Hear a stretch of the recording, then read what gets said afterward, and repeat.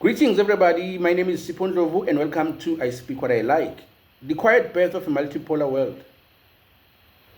The President of the United States went to Beijing. Then the President of Russia went to Beijing. At the same time, Iran is under pressure, Israel is at war, oil routes are shaking, BRICS is expanding, and South Africa is standing before the international courts challenging Israel. Most people still think these are separate stories. They are not. This is one giant story. A story about power, a story about systems, a story about the quiet birth of a multipolar world. For decades, after the Second World War, the world largely moved through one center of gravity: Washington, Wall Street, NATO, the IMF, the World Bank, and the US dollar. If nations wanted legitimacy, loans, security guarantees, trade access, or diplomatic relevance, they usually had to move through Western system. America became military protector, financial architect, technological leader, and a global policeman simultaneously. The dollar became more than just a currency. It became a global leverage. Because whoever controls trade system, banking systems, energy transaction, and sanctions controls pressure. And for many years, America sat at the center of that pressure. But over time, many nations began questioning the system, and wars expanded. Wars in Iran, wars in Libya, wars in Afghanistan, wars in Syria. Sanctions became increasingly common, and countries started noticing something dangerous. The global system could be weaponized, and if a nation resisted, disagreed, or threatened Western strategic interests, it could face sanctions, it could face banking restrictions, it could face diplomatic isolation, trade limitation, or military pressure. And that realization quietly planted a seed of a multipolarity, not because everyone loved each other, but because many countries feared dependence on one center of power. This is where BRICS become important. At first, BRICS looked harmless. Just Brazil, Russia, India, China, South Africa. People thought it was simply economic cooperation, development talks, trade discussion. But slowly, BRICS became something else. A platform where nations began discussing alternative banking systems, local currency trade, energy cooperation, infrastructure independence, and sovereignty outside Western dominance. Now, the biggest engine behind this transformation was Xi Jinping, and China brought manufacturing, infrastructure, financing, trade networks, and a long-term strategic plan. And then came President Vladimir Putin. With Russia, they brought energy, military influence, sanction experience, and geopolitical resistance. And together, they began accelerating the conversation around a multipolar world. And then came Ukraine. The West launched unprecedented sanctions against Russia. We're talking about bank restrictions, SWIFT limitations, frozen assets, trade pressure, corporate withdrawal. The expectation was Russia would collapse politically and economically, but something unexpected happened. Russia turned east, towards China, towards India, towards BRICS, towards Gulf Partnership, and towards alternative markets.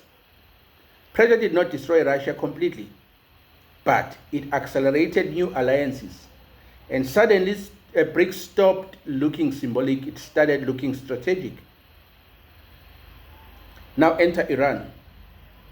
Most people think Iran is simply a Middle Eastern problem, a religious conflict, or a nuclear issue. But Iran is much bigger than that. Iran sits near one of the most important arteries of the global civilization, which is the Strait of Hormuz. A massive portion of global energy flows through that region, meaning when stability rises, or when instability rises, fuel prices rise, transport costs rise, inflation spread, food become expensive, economies slow down. And when missile flies in the Middle East, bread becomes more expensive in Africa. And that's how interconnected the world has become today. Now, as the pressure intensifies against Iran, sanctions, diplomatic isolation, military threats, and confrontation with Israel and the United States, many countries quietly began asking themselves a question.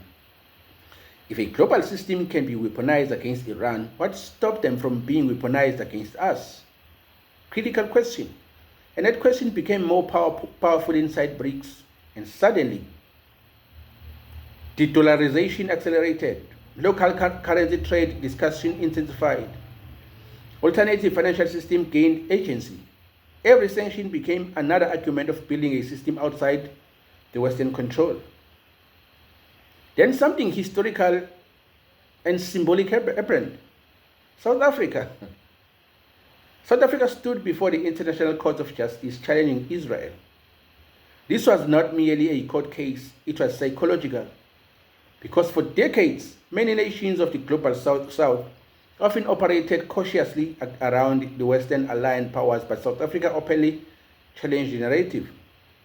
And because South Africa carries anti-apartheid history, Mandela-era moral authority, African legitimacy, and BRICS membership, the symbol exploded globally. The global South stopped whispering and started speaking openly. They're speaking openly across Africa, across Latin America, Asia, and the part of the Middle East. Many nations increasingly began demanding sovereignty, strategic independence, and multipolar diplomacy. Not necessarily anti-Western, but less dependent on one center of power. And this is the true multipolarity, not military conquest, psychological independence. Now we arrive at a moment that changed the optics of everything. The President of the United States, Donald Trump, went to Beijing, and his visit involved trade, Middle East stability, Iran discussion, economic negotiations, and strategic dialogue. China gave him ceremony, state protocol, diplomatic attention. Only days later, Vladimir Putin, the president of Russia, arrived in Beijing, and China gave him red carpet reception, military honors, strategic partnership, and old friend symbolic. You should spot the difference there. America came to Beijing, Russia came to Beijing, and China received them both. Now the image itself became the message. China was quietly communicating, and they were communicating something important. The road to global negotiations now passes through Beijing. Not Washington alone, not Moscow alone, Beijing. China positions itself as mediator, as manufacturer, as financial architect, as energy consumer, and a geopolitical balance center simultaneously. This is empire-level positioning, not through invasion, but through trade, diplomacy, production, and strategic patience. This is where most people misunderstand everything. The real conflict is not simply America versus China, Israel versus Iran, or BRICS versus the West. The deeper struggle is over systems, over trade routes, over energy, over financial control, over manufacturing, over institutional authority, and who designs the future architecture of the world. Who defines legitimacy? Who controls sanctions?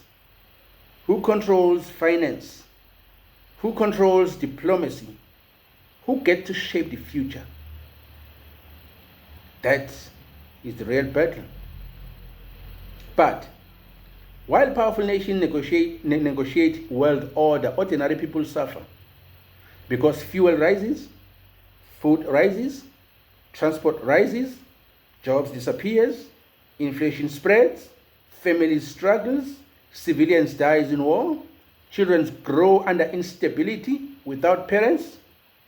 Workers carry the cost of the geopolitical competition, and yet most people are only shown fragments of the story, not the entire system underneath it. Empires rarely collapse loudly. Sometimes they fade quietly. They fade through trade routes. They may fade through sanctions. They may fade through diplomacy. They may fade through alliance. And also they may fade from who visits whom.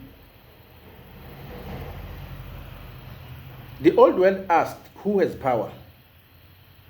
The new world asks, who gave you the authority to define power for everyone else? And right now, America is flying to Beijing.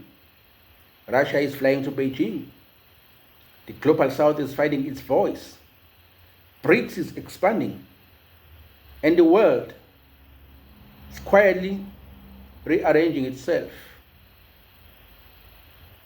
And that should tell you everything.